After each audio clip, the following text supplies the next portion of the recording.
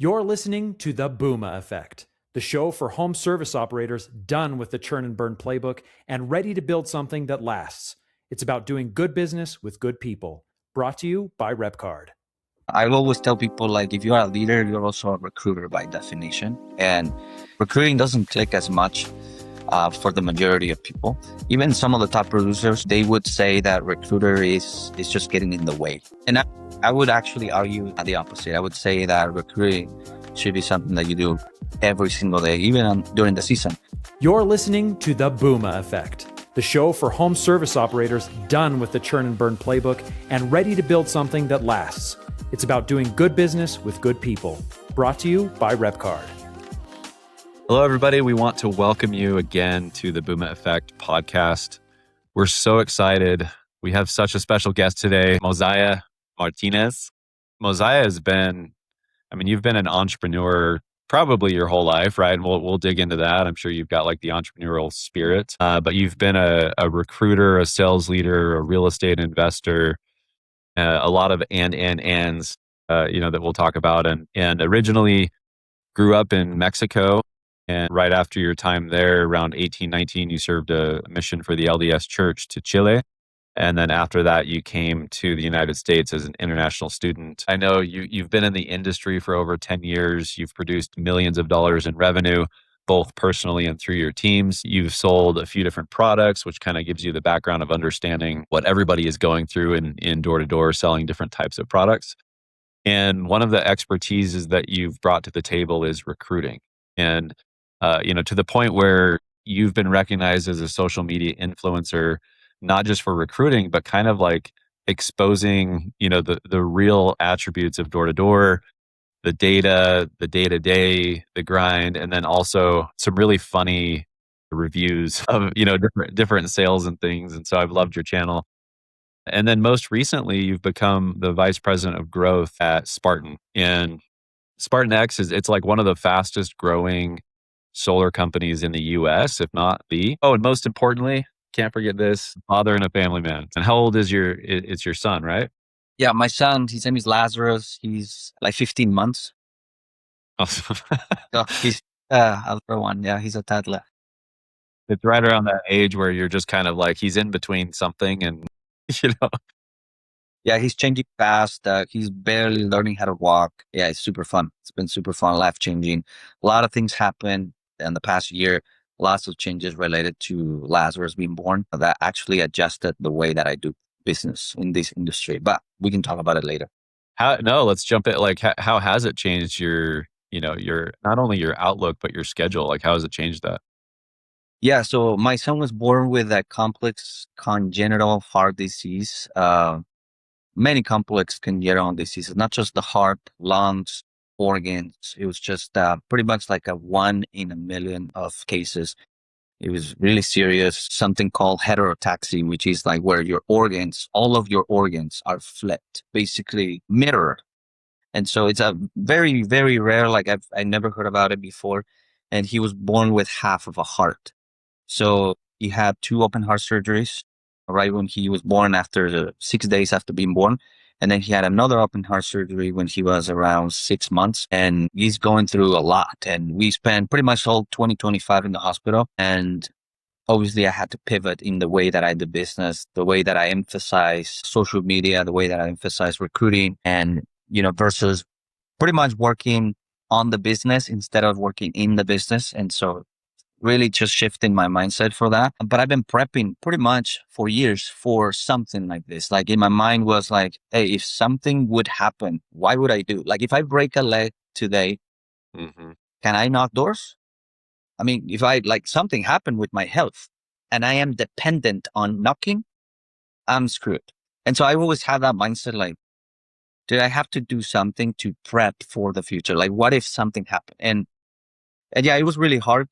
And he's going to have more surgeries in the future. Like he's going to have a heart transplant probably before he's 21. But right now he's killing it. He's super healthy. Like if you see him on social media, people tell him like, dude, he looks like a normal kid, super healthy. And so it's been such a life-changing event for me that has pretty much rewired the way that I see life, the way that I see business, and the way that I see other people around me too. Because These things are like facing life and death, basically. So it's Yeah.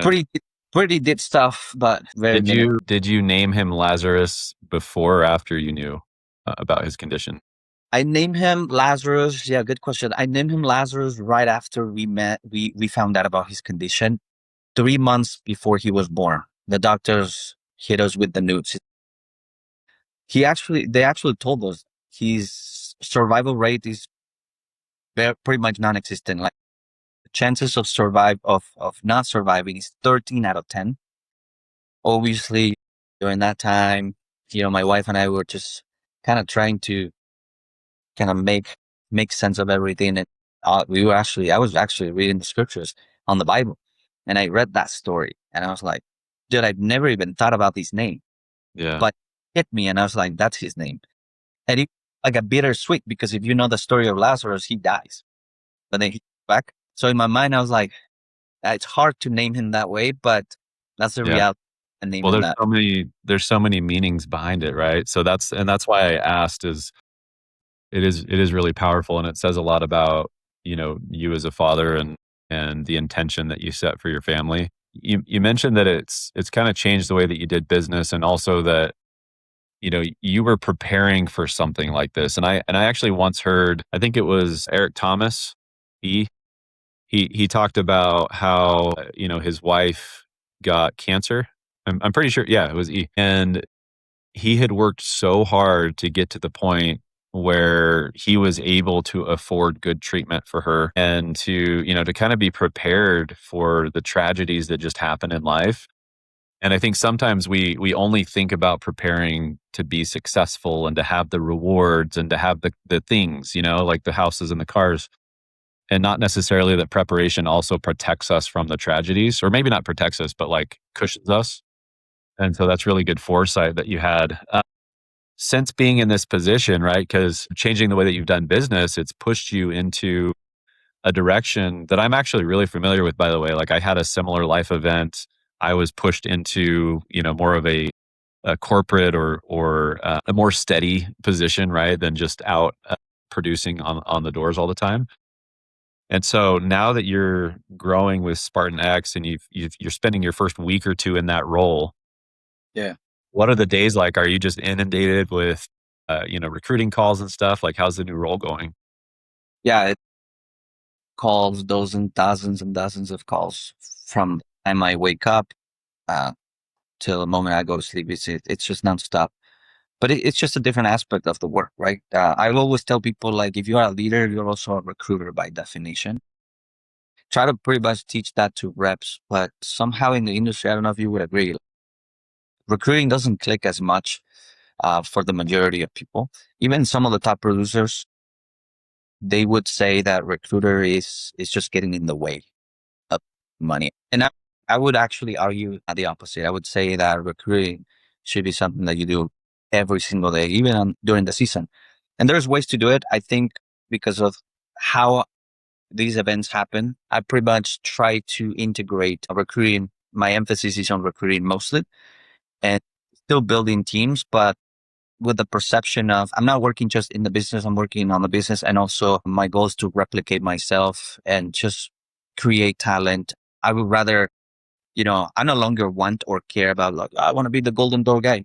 Nothing wrong about that. And that might be a little controversial for people. It's like, Mosiah, you're preaching being lazy. It's like, no, I'm just preaching like that's very important. Like first level is be a top producer, learn how to sell, then learn how to manage, recruit your friends, recruit a team, and then duplicate yourself, like rinse and repeat. And that's pretty much what I'm about. I've been getting a lot of hate even from my two previous companies where I would preach that constantly. And even some of my leaders would say, like, Mosiah, stop talking about that. Like, just, not everybody wants to recruit, in solar, we just make money off of closing. That's it. Just, we're not in pest. And I'm like, what are you talking about? Like, you should be teaching everything. You should be teaching people how to recruit and duplicate themselves so that when things like this happen, like, not only you're able to just step aside a little bit and let other people run the ship and it doesn't fall, it doesn't sink, but it continues, right? So that has been my mindset, and my goal here at Sparta is also to teach that to other reps. Like, hey, You're a leader, you're a recruiter by definition. It's part of the job description. Yeah. Well, and I think I agree with you. And I think one piece of that people miss is a recruiter is generally really good at enhancing the abilities of the sales managers, right? Because like when I've seen the sales recruiters that are kind of like they're taking credit, they're taking, all the interviews, they're not doing like good transitions and good handoffs, and they're not facilitating the actual sales manager. I think that's and then also taking an eternal override that's way too big. I think that starts to build up resentment. Creates resentment, animosity. Yeah. Yeah. And so there has to be this balance of value, versus what they're actually getting. And then I think, and then sales managers, you become their favorite person, right? Like if you're able to feed the teams and feed the network and feed the company, and they see that that's your intention, that's everything. So leading up to this role, I'm really curious because we've been talking a lot about social media lately, here at RepCard. Yeah. We've had both Brad Mortensen and I have had, kind of our personal piece in it. We've built decent channels, not huge, but just decent. This industry is so unique that like when you're creating videos or memes or conversations, it's like you almost have to be pretty well ingrained in this culture to even understand it. What was your first like viral experience? Like where you're like, oh dang, like I've got something here. Did you have like a video or something that just kind of exploded? Yeah, you're not gonna believe it. I had a meme that got 16 million views, and it was just a meme. It was just a meme. And that meme, I can show you the stats in a screenshot, gave me 6,000 followers like this. Just that meme. It was just a ridiculous meme from The Bachelor. If you watch The Bachelor, and then I put a caption that was relatable and about sales. And dude, it just blew up. But what I had done previously that was right, which people miss the line right here, is that I had already fixed my Instagram to convert the viewers. So what I mean is that you have to have a good bio. You have to have a good catchy profile. You have to tell in the bio who you are, what you do, what have you accomplished, and what are you going to do if people follow you. And then on your highlights, you have to have your brochure, like what you have done. You have to document what you've done, the proof of concept. And then the first 6 posts, they have to tell me the same thing that the bio, but visually. I have to be able to see who you are, what you've done, why should I follow you, so that when you get a viral hit like that, then people just follow you. Because oftentimes I see this mistake. I see people creating a really cool piece of content, but then I go to their Instagram and I'm like, yeah, I don't want to follow this person. Yeah, it doesn't convert. So yeah, I get a lot of hate for the memes, but they're just the fact that a way to bring attention, bring eyes to your platform, but then you have to create content that actually retains that audience, in my opinion. So Is that, I mean, did you learn this by, trial and error, or did you like, YouTube University? Like how did you figure that out? Cause that's like, even what you just said in that 30 seconds or whatever, like anybody can go and build a brand off of what you just said. yeah, dude, like one guy with an iPhone can out recruit an entire office. That's what I've been saying to people. It's like, dude, it's good content. And no, I just figured out, to keep it in simple terms, I actually had a goal in 2023. The beginning of 2023, I had a goal to post every single day for 1 year. That was my goal. You know what? I was running an office. I was recruiting. I was closing at the time. And I said, I just want to document and post one a day. I finished with 1 post a day, actually with a little bit more than 1 post a day. I did like 369 something posts. And I went from 2,000 followers to 30,000 followers. And it was just consistency. It's the same thing that knocking on doors. You just have to put in the reps and then not caring about, just like when you knock on doors and you don't care if somebody rejected you, you just move on to the next door. I basically approach it the same way. Like, I don't care if somebody if one of my posts flops and it doesn't get as many likes, I'm just going to keep posting every day. And then you learn a lot, because throughout a year, you are gathering data. You're like, oh, this actually works. This doesn't work. And then just rinse and repeat. You get better and getting attention. And in that process, I recruited some of the top producing teams in the company, some of the top producing reps. because of social media, 100%.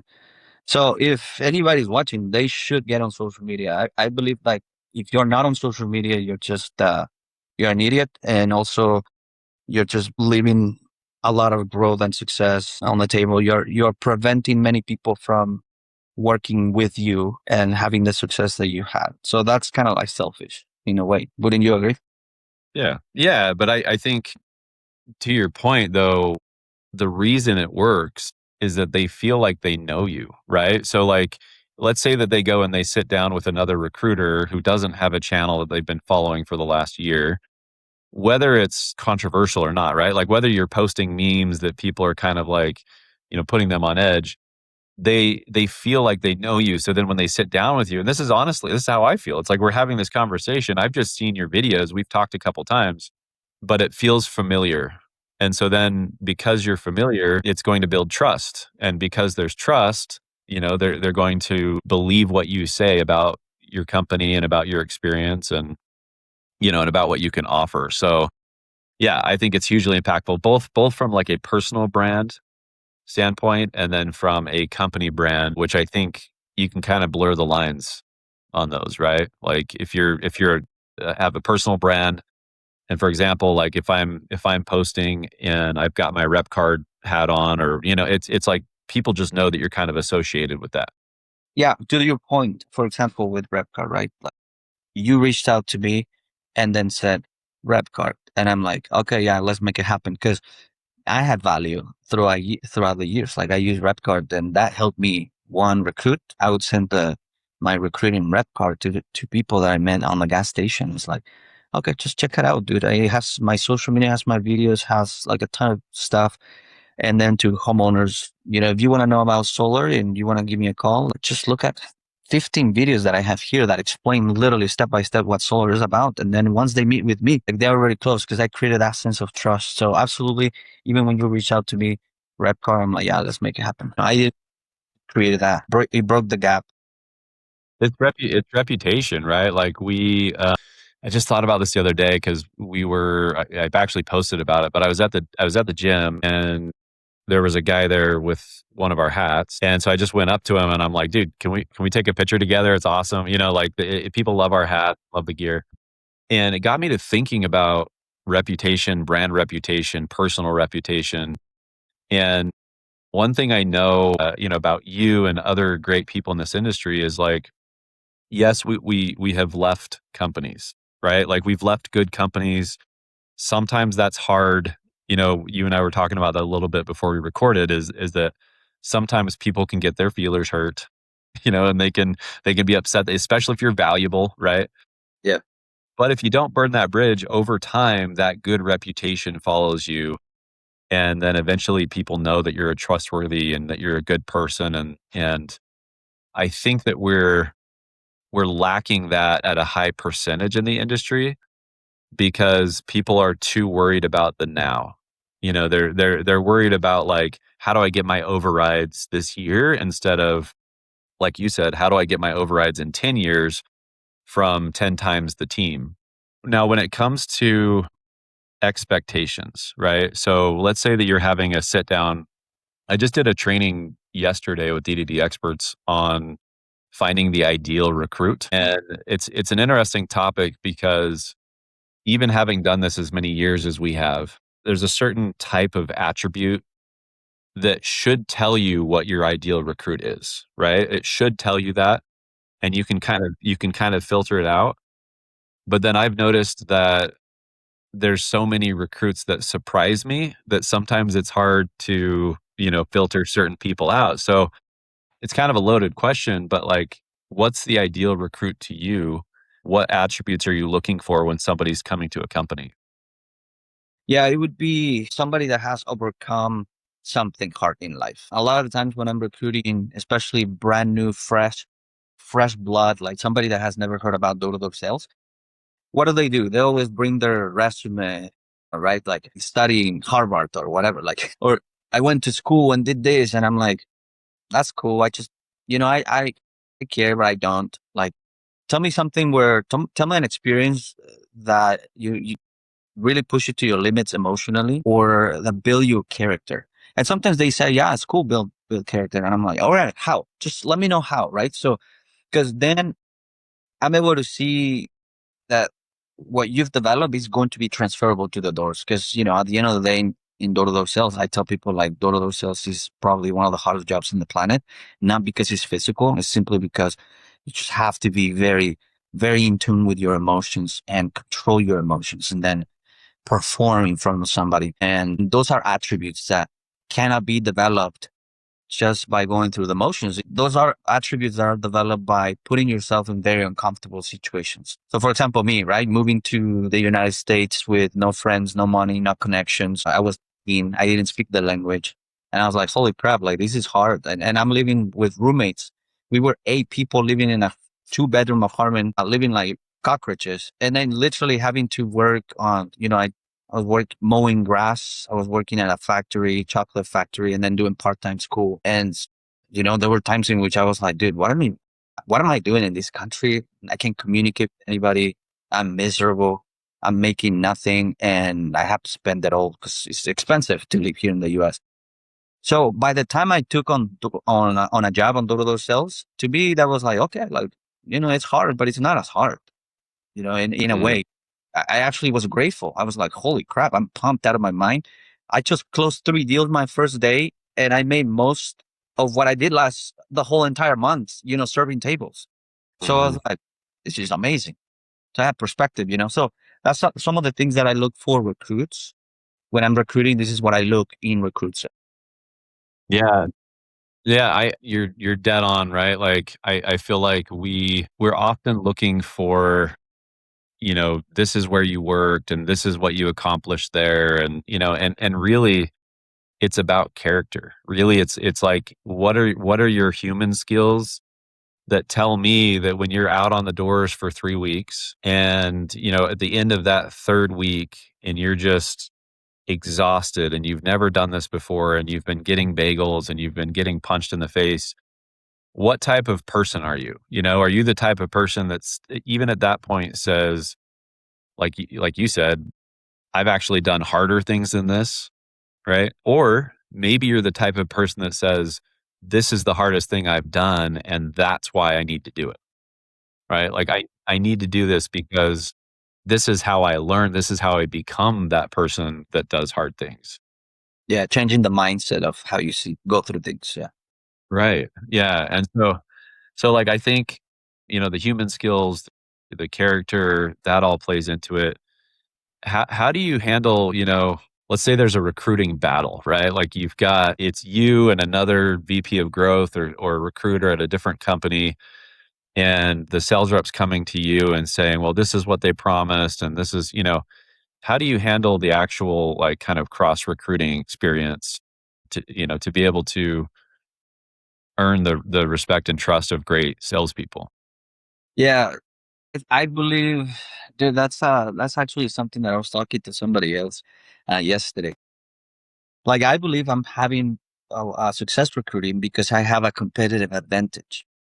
And so what I mean is that I've already done my work for years to document who I am. Like, I don't have to sell somebody and telling them like, hey, who's Mosiah? Like, if you actually ask, and I'm not trying to be like prideful or anything like that. Yeah, there's a lot of people that don't know me, but I'm not saying like I'm super well known or anything. But a lot of people sometimes when they mention me, they're like, oh, I've seen this guy. I know him. Okay. Or somehow I've been able to capture their attention.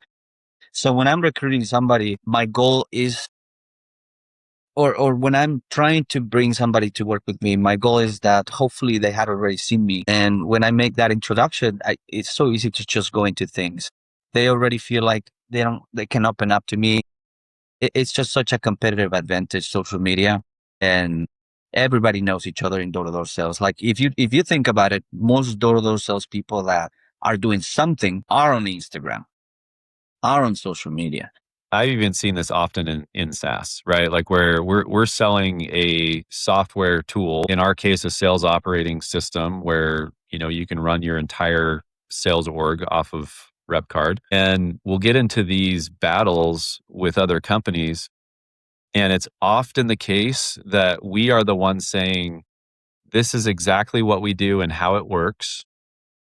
And then the other company is saying, this is what we do and how it works, but they're inflating, right? They're inflating what it actually does. And so then a month or two later, they come back to us and they say, hey, like it didn't seem like your product was as good, but it's because you guys were being honest. Exactly. And they come back. Like if we ever lose in the initial phase, they always come back because of the honesty in the tool and the product. And so that's what I mean is like when it's a recruiting battle, how do you manage that? Yeah, you said it first. Being honest, super transparent, and super direct. So, for example, if somebody asked me, like, hey, these guys are giving me this red line. What's your red line? I just set it straightforward. It's 2.4. I get quiet. That's it. And then I let them answer. Okay, that's pretty good, actually. But that's only if they gave me the number before, right? Now, if they come to me and they're kind of trying to shop around, trying to pull information from me, I'm going to keep the control of the frame of the conversation. I'm going to say like, well, pretty much what exactly are you looking that made you even look into this option? Because it seems like what you're having is actually really good. You're in a good place. So what exactly are you looking that is different that we could potentially have?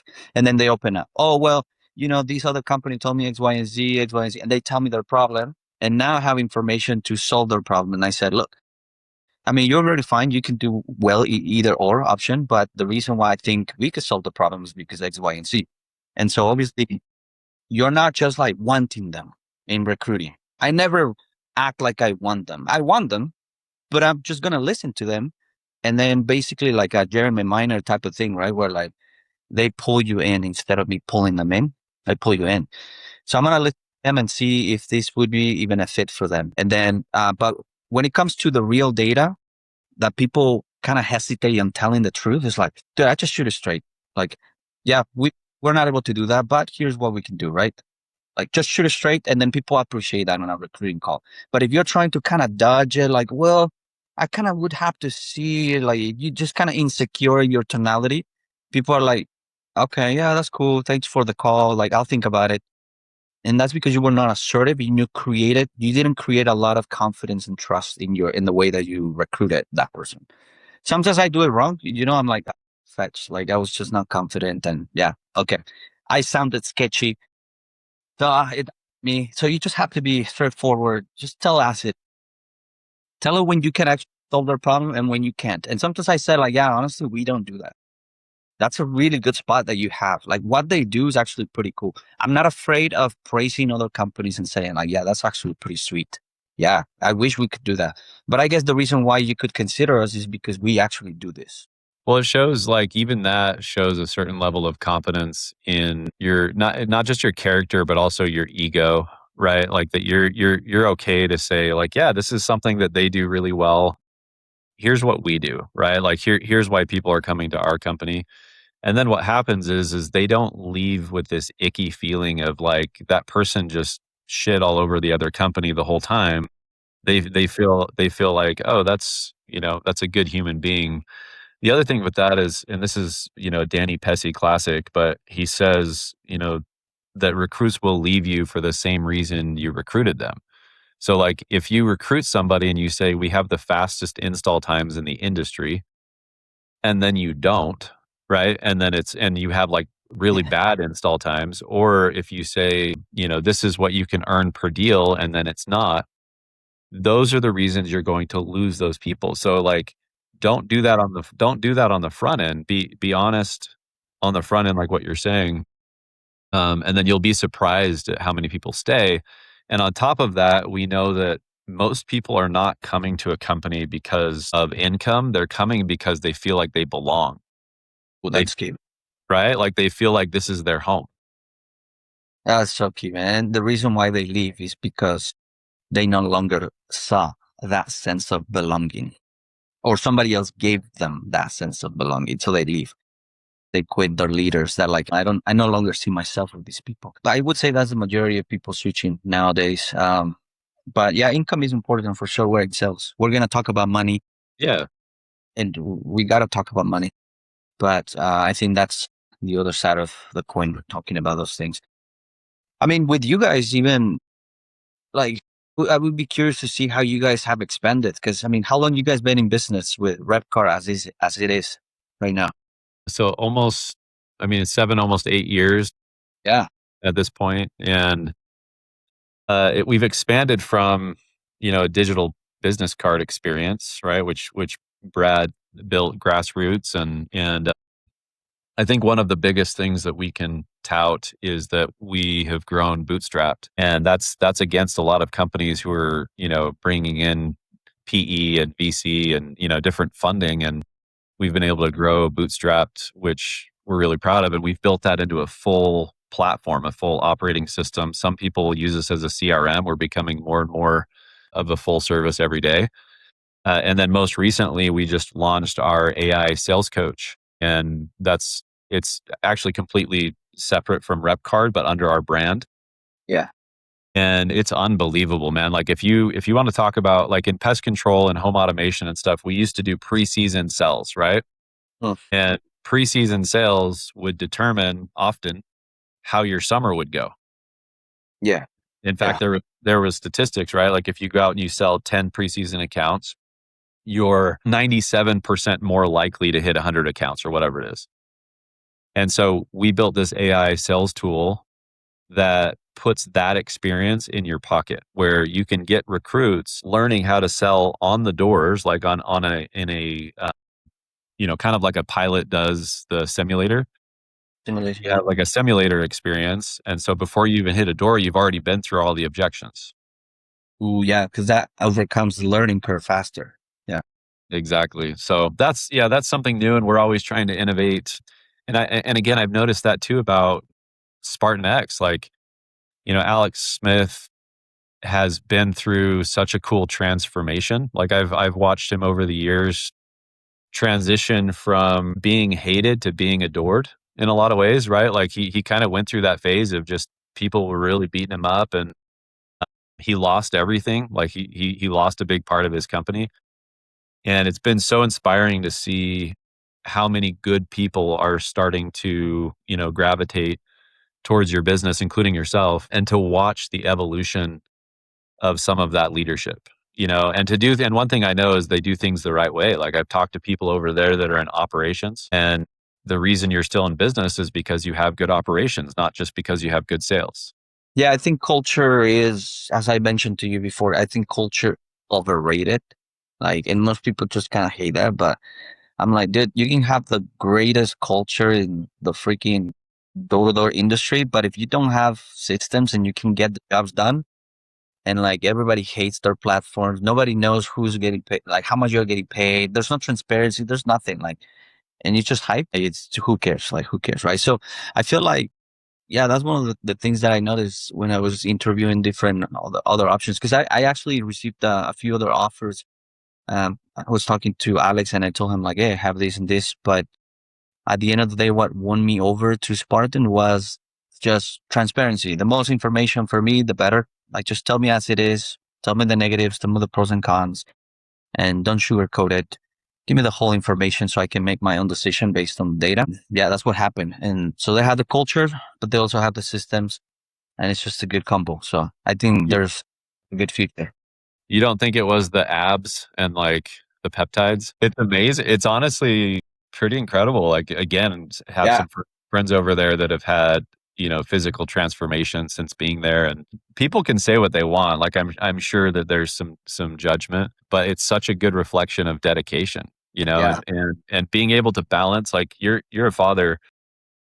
It's really hard to balance being a parent and a partner and a business owner and a leader and a recruiter. And it's like, and. And so if you can add into that you're also physically taking care of yourself, that's like, it's pretty incredible. Yeah, your physique, that's something that I've also learned over the past year with going through all the things that I mentioned about my son, being in the hospital for an entire year.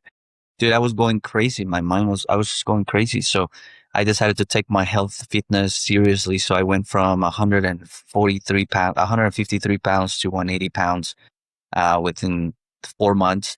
And, I was really, I was not healthy. I was really skinny. And naturally, genetically speaking, my family were just sticks. We're really skinny.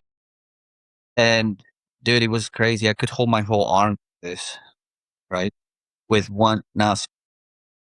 And I was just full of cortisol, full of stress. And I was like, dude, if my son is in the hospital fighting for his life, like what's my excuse? Like I literally looked at myself and I was tired of myself. I told my wife, like, dude, I'm exhausted of the person I'm becoming, and I'm just going to change it. So absolutely resonating with what you say is a reflection of what you're going through. So kudos to those guys, Spartans, like just killing it like that.